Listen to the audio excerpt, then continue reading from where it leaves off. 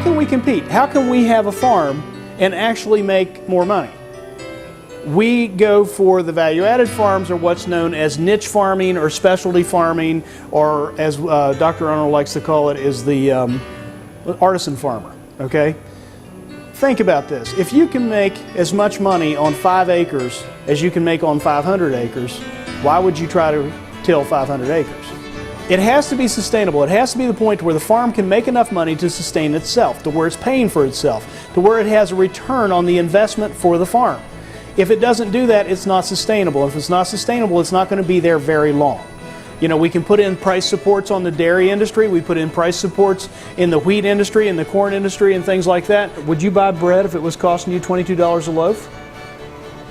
Huh? Somebody would, right? Because they think they need that. But I mean, think about that. If we don't price support certain things, we have problems, all right? But they're not going, it doesn't make sense. That's not sustainable, is it?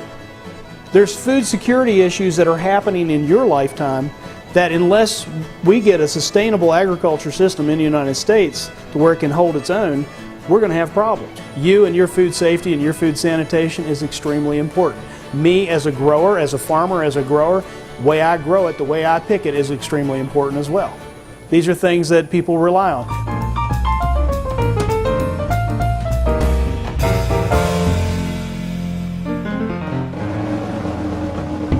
One of the things we're lacking in America today, we don't have a face on our food. We do not have the ability to pick up this and say, wow, I could potentially know the guy that made this, right? That grew this. You have no idea who did this. You don't know if the guy washed his hands. You don't know if he cares if he washed his hands or not, right? But if you're picking it up from me and I'm growing it, you have a face on your food, right? You know me. If something goes wrong, you can come to me and you say, Harv, look, man, I got people getting sick off of this. What's going on? And I can tell you what I did or what I didn't do on my farm to help prevent that. That's a little bit of a food security issue. And then with my customers, if I put up a picture, you know, I got Farmer Chad. He's out there, he's growing these tomatoes. They're wonderful. Look at that grin he's got on his face, his little red cheeks and stuff. That'll sell. That's very sellable. Big Rigs is a good example of working with small agriculture and who they are. Calvin, member of FFA, he was a member of 4-H group. He's a local hunter, lady killer, whole 9 yards, okay? He's a cute boy.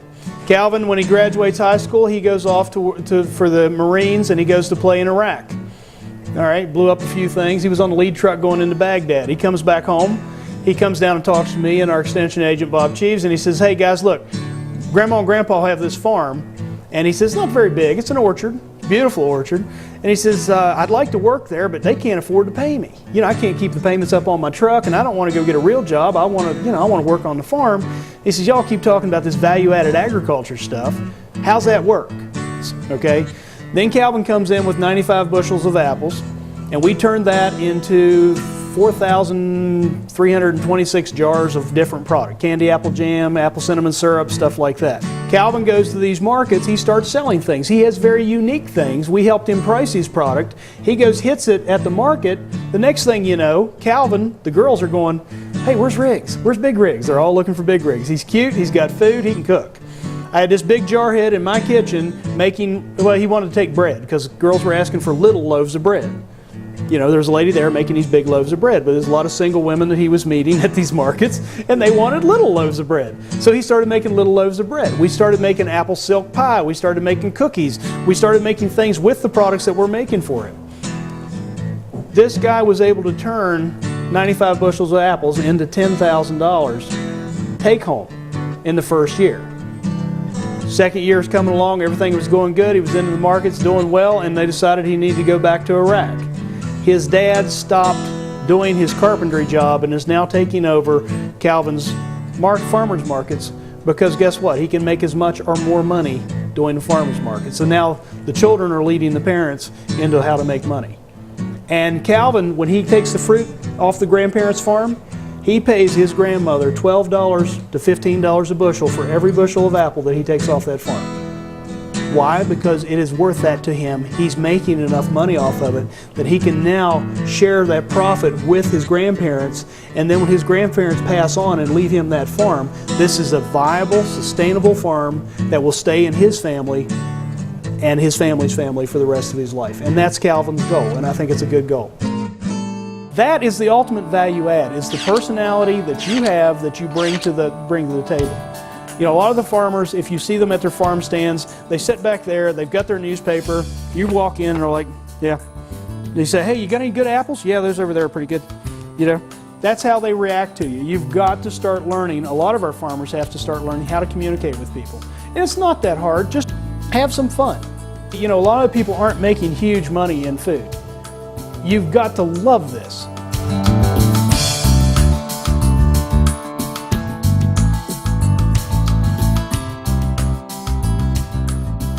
This whole movement, the farmer is becoming his or her own marketing agent. They have to find their niche market. They have to find out what it is, find their story, find their voice, and then go sell it. They have to sell their story, they have to sell their product, and I think when they combine those two things together and they connect with the end user, that's when they say, hey, I've hit the mark here, and I know what it is that I sell, and I know what my story is. And that, it's all about finding your niche. How do I get maximum dollars out of this bushel of apples? I was coating these apples. This is my first endeavor doing this. I took the apples, coated them in chocolate, put some nuts on the bottom of them, okay? And I can get $3, $4, $5, $6 out of that apple, depending on where I sell it at. Notice I don't have a stick in the apple. You ever buy a coated apple? What do you get? You have a stick in it, right? Huh? And then it starts to rot from the inside out, and your customer's not very happy. You did pay attention this morning. I'm proud of you, okay? So this is the way we started doing that. But then to add more value to it, we kicked it up a notch by making it into a pumpkin apple. We showed that earlier. I'll do that later. But right now, we're going to do the chocolate apples because they're more fun. What I'm going to do is take this apple, cut it into 3 wedges like this, grab myself some little sticks, jab a stick into the back of your apple. Now, because you have moisture coming out of this apple, get you a side towel and take off that extra moisture. You're going to mess up your chocolate big time. Check this out. You just do this, put a little theatrics into it if you have to. You know, when you're doing this in front of people, last week at Virginia Tech, Chef Jason Barger sat there and did this. And the college chicks just loved him. He was sitting there, and he was putting the pinky out like this, and he was doing a little bit of doing. Oh, he was having a ball with it. You do that, you stick it in a pumpkin, because that's a good place to put it. We work with a pumpkin patch down in Winchester, Virginia. Pumpkins was the best thing in the world to do that. If I'm working at a place that has honeydew melons or something, I'll use those. But this is not hard, and we get $3 out of these. So 1 apple, $3. You got 100 apples in that bushel, $900. Now you can decorate these up really simply. You just take a little white chocolate. You can just string a little chocolate on them, decorate them up a little bit, do them in school colors. And this is a heck of a way to make money.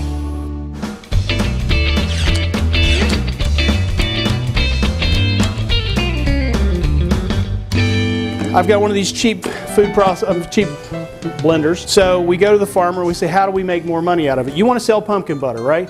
People will buy a jar of this, and they'll take a spoonful of this, and they'll put it on their toast every morning, and it'll take them 30 to 40 days to get rid of this jar. Okay? It takes them forever to do it. But when I go to the market, what I do is I'll take some of the pumpkin butter. I'm going to take a cup of the butter. I'm going to take a cup of the milk.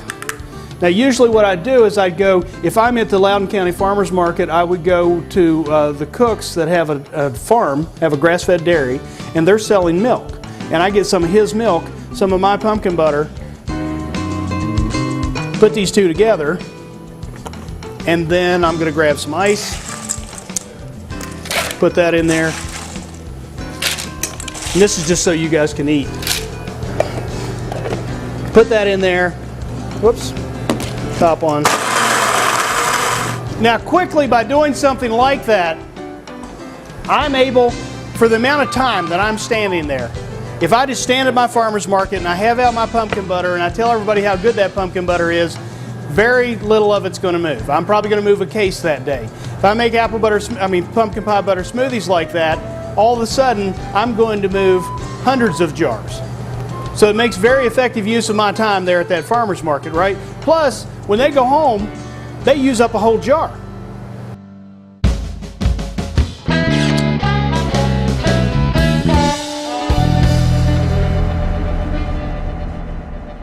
You would be surprised how food illiterate people are these days.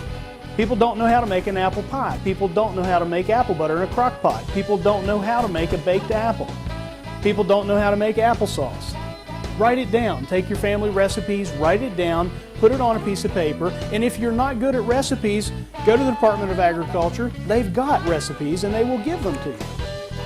And they're free. You can copy them all you want to. Put them in something pretty like this. We actually copy these for Marion. He comes down, he doesn't have a copier, and he doesn't like going to town. So we make copies for him like this, charge him like, I don't know, a nickel a piece, and he takes these back. His customers keep coming back because he tells them every year. We put different recipes on here, and they just love, oh, those recipes you give us are just so good. And they're very simple, they're very user-friendly recipes.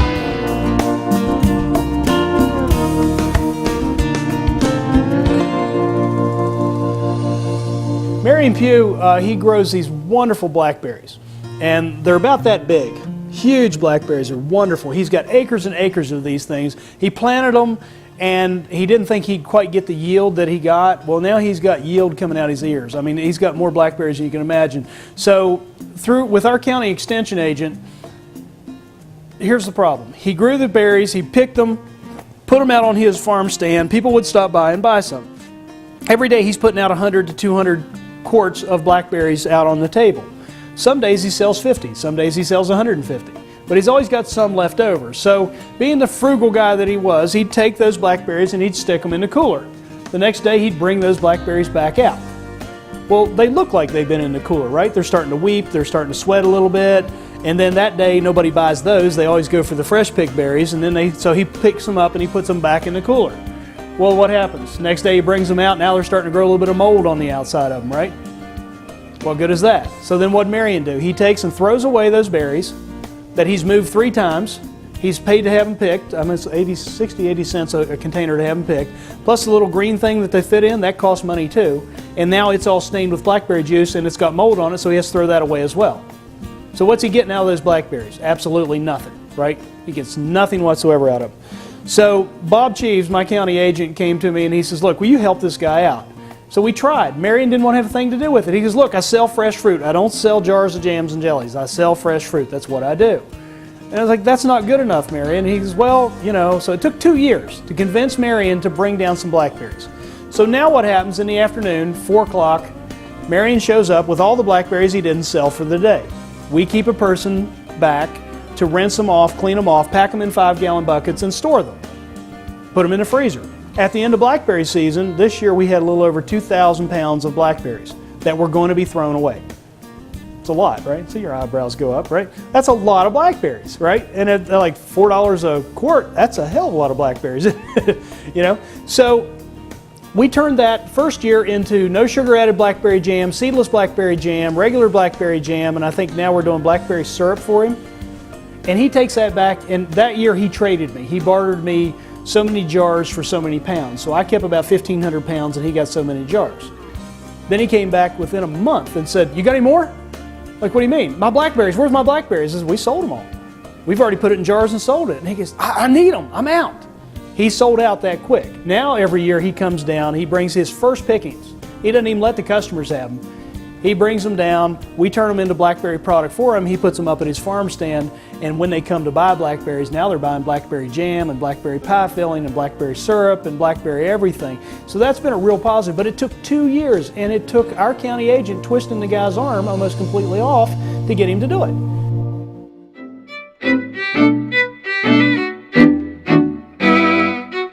A friend of mine years ago, and he built a winery. Okay, which is a value-added enterprise. We were talking on the phone one night and he goes, I don't get it. He says, you're taking ramps, which is the stinkiest thing in the world, and putting it in a bottle, and you're selling them for $8. I'm selling a bottle of wine, a 750 ml bottle of wine. He said, I can barely get $8 out of that. He goes, well, why the heck are people buying this from you and not from me? I'm like, well, Rodney, why don't you try to make a ramp wine? He was trying to copy everything all the other wineries do. Try to be unique, be yourself, be who you are, okay? I said, Rodney, you like ramps, don't you? He said, yeah, I love ramps, they're good. I said, why don't you make some wine out of it? He goes, that's ridiculous. Why is that ridiculous? Well, because who in the hell is going to drink it? Right? Well, you don't use it to drink, Rodney. You think about it. We have a tourist economy coming into Appalachia. People want to come here, and a lot of the people, my customers, one of my first customers for the ramp vinegar, were expatriates of West Virginia. People that used to live here, people that grew up here, people that went to the ramp festivals, you know, in Richwood and places like that. So they heard about this. This went out. Information about this went out in the West Virginia Hillbilly, which was a little periodical that went out all over the United States. And expatriates of West Virginia, who actually run some of the top Fortune 500 companies in the United States, would call me up and order cases of this because they wanted to show their employees what a ramp was, and they wanted them to smell it, and they wanted their employees to smell like a ramp for a day or two, just to get the, just to get the thing over. So Rodney, we were talking about it, and I said, Rodney, here's the deal. You make a 55-gallon drum of ramp wine. If it doesn't work and you can't sell it, we'll let it go to ramp vinegar, and then I'll use it to make salad dressing out of it. And he says, oh, you're a damn fool, but let's go ahead and try it. Well, a couple of years later, Rodney and I were at a show, and we were talking to each other, and he goes, I'm going to tell you something. He said, that brought me out like you wouldn't believe. He said, you would not believe how many bottles of this stuff I sell. It tastes horrible. This is the most miserable stuff you'll ever put in your mouth. But it's unique. It smells like ramps. It's hideous, but now I've had people call me up and say, that makes it, you just put this in the water when you're poaching eggs and it gives it just the nicest ramp flavor. It does work well for a salad dressing. Use this, mix it up with a little bit of oil, it makes a wonderful salad dressing. But this became a very successful product and helped this man get out of his cash flow issues because he had something very unique. It was different. It's got a ramp on it, shows a picture of the ramp, talks a little bit about ramps on the bottle, and it's produced by a local winery.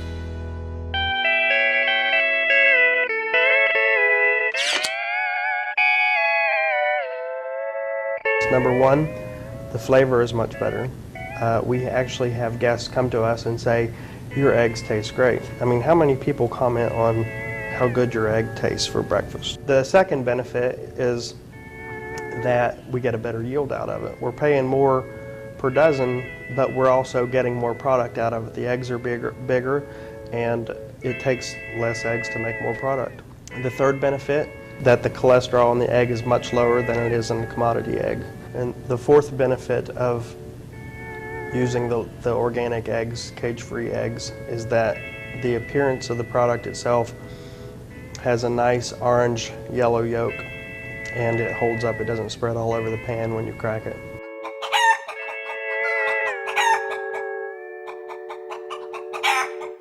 The difference between a commodity raised chicken and like for instance, if you were to put a commodity chicken next to a free range chicken, one that you allowed to run around in your yard and peck and eat the molly grubs and all the natural things that chickens are supposed to do. If you actually put those two chickens next to each other and cooked them or roasted them, well, first of all, you'd look at them and you'd see the color difference. A commodity chicken is kind of pale, and then if you look at the free range chicken, it's got this wonderful, nice pink flesh to it. It glistens, the fat on it it's got a lot more fat, which is where the flavor comes from. And then if you cook them and put them next to one another and taste them, you're going to notice a huge difference between the flavor of the free range chicken and the flavor of the commodity chicken.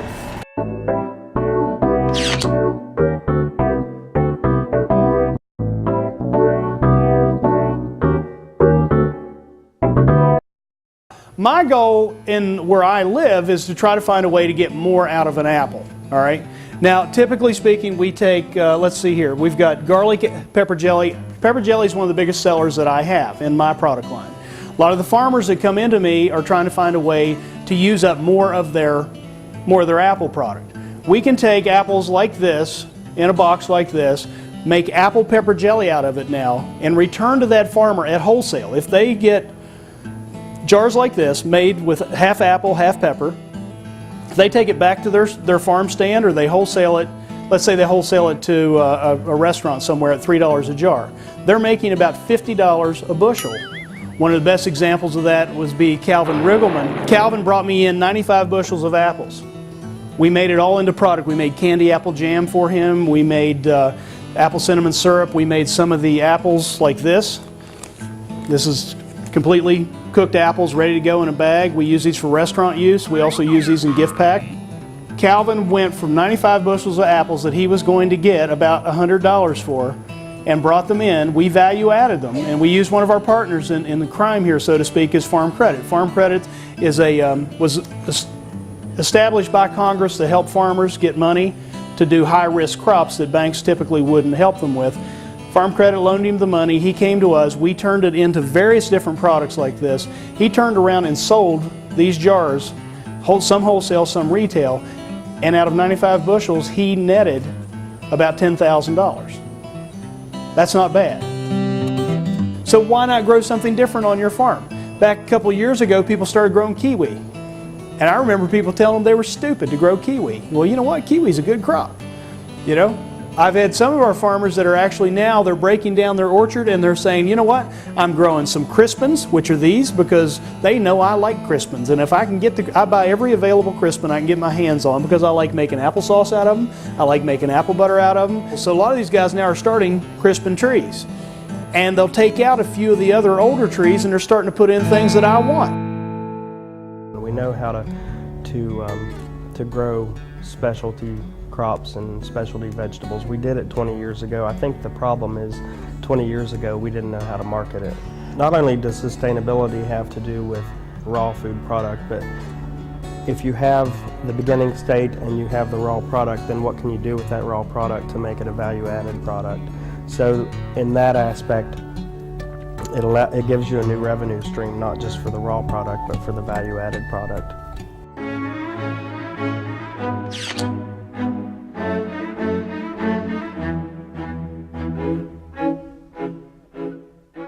An artisan producer is a farmer or a food producer that actually does customized growing for chefs, that really searches out heirloom varieties of vegetables, that will do this, exactly what this is, customized growing. Therefore it becomes an art form.